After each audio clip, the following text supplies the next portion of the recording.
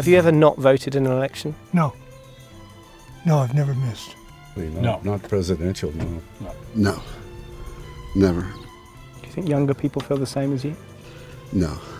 Younger people, I don't think, pay attention to the news. They don't much know what's going on.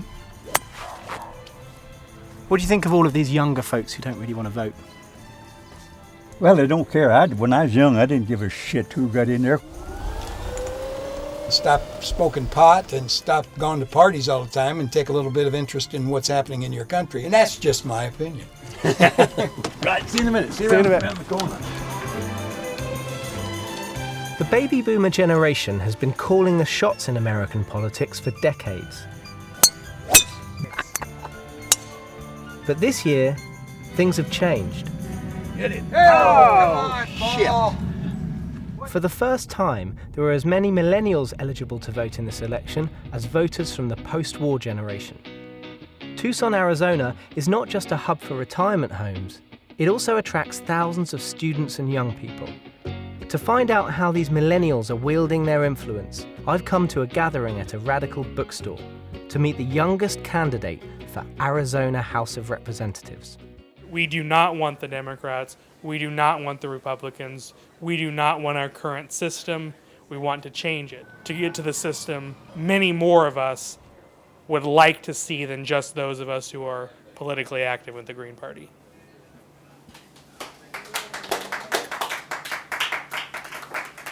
Trey's 25.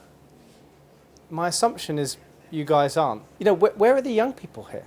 We had young people fully engaged with Bernie Sanders. He was carrying the message. And then we burned all of those young people when we pulled that candidacy away from him. The Green Party candidate for president, Jill Stein, courted Bernie Sanders supporters from the moment he lost his bid for the Democratic nomination. The very night that Bernie Sanders endorsed Hillary Clinton, our fundraising increased about 1,000%. Our social media went through the roof, and thousands of new people began pouring into our campaign. Thousands may have joined the Green Party, but on these streets in Tucson, the Green Army was only 4 strong, and Trey was the only young person among them. Stein is drawing the bulk of her support from millennials, enabling her to get around 2.5% in national polls. But around here, it wasn't clear that anyone had even heard of the Green Party. What proportion of people here do you think knew they had a Green Party candidate running for state legislature? I would say less than 5% before they got their ballots. I was actively excluded from a list of candidates in the local newspapers. They elevated my opponents to uncontested status. So you're a candidate, Trey, who according to the local newspaper doesn't exist, and you have less than $1,500 to win this race.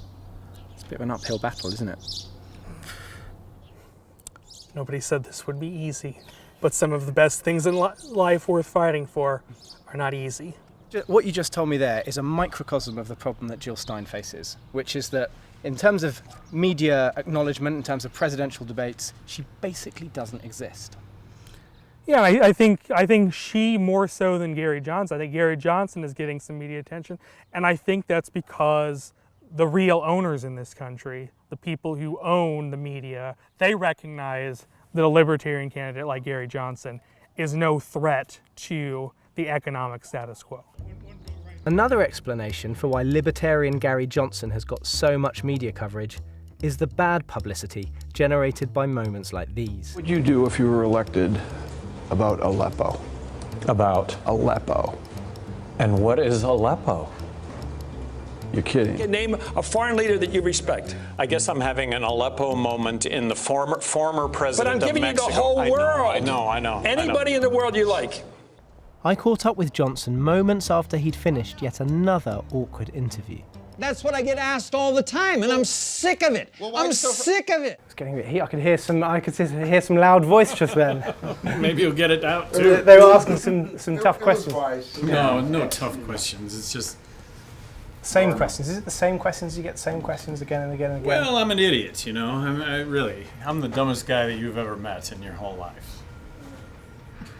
How much energy would you say there is for you on college campuses? Well, I think there's a lot. I think, statistically right now, we're tied with Clinton among young people. I think the momentum is straight up, and I think come election day, I might actually take that demographic. To win that younger demographic, Johnson needs to succeed in places like this. The Arizona Wildcats tailgate party.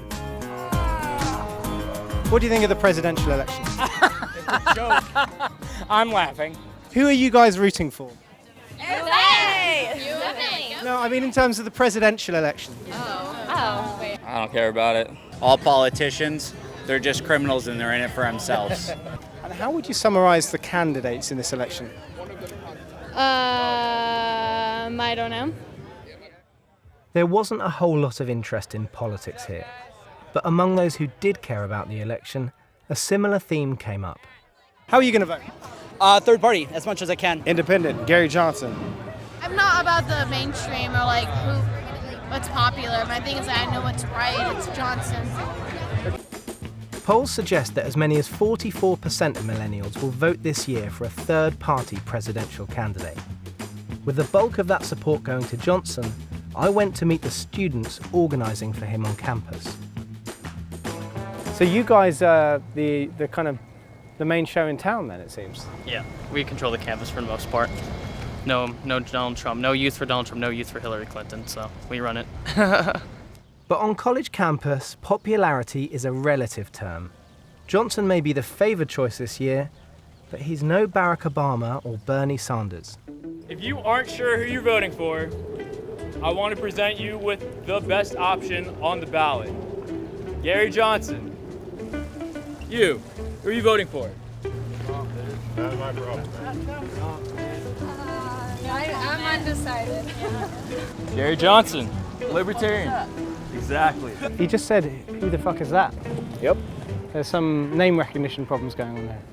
It's not name recognition, it's name awareness. And who are you voting for? I'm not voting. Why is that? I don't know. If you just want to Google this guy's name, Gary Johnson. Super easy to remember, right? Pretty generic name, yeah. But he stands right in between, like, democratic values and then cutting spending like a Republican. Would you consider this if this was an option? I guess so. Do you not maybe feel a responsibility to vote? Not really. I feel like my opinion doesn't really matter. I feel like it's only one vote, so. But I have to go. What's your name? Kaylin. Will. You like to take a pamphlet? Okay. My time in Tucson has left me feeling disappointed in millennials.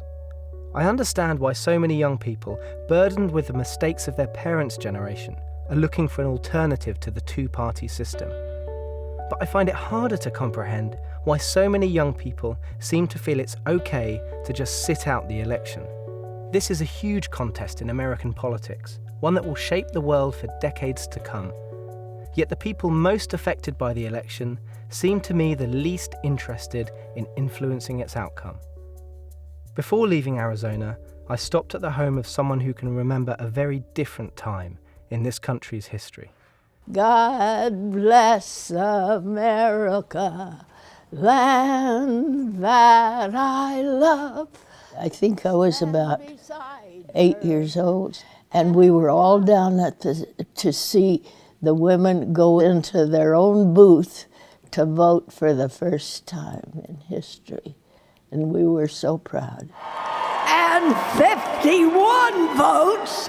At 102, Jerry was the oldest delegate at the Democratic National Convention. Hillary Rodham Clinton! All the sky started falling. They threw up their hands, and everybody went crazy over that one little statement. Come November the 9th, if you turn on your TV and see Hillary Clinton has won the presidency, how will that make you feel? I just want somebody to take a picture of me smiling and saying, God bless this first president of the United States who happens to be a woman. How lucky we are to be able to have our say and our vote, seem like sometimes we forget how lucky we are. God bless America, my home, sweet home. How was that?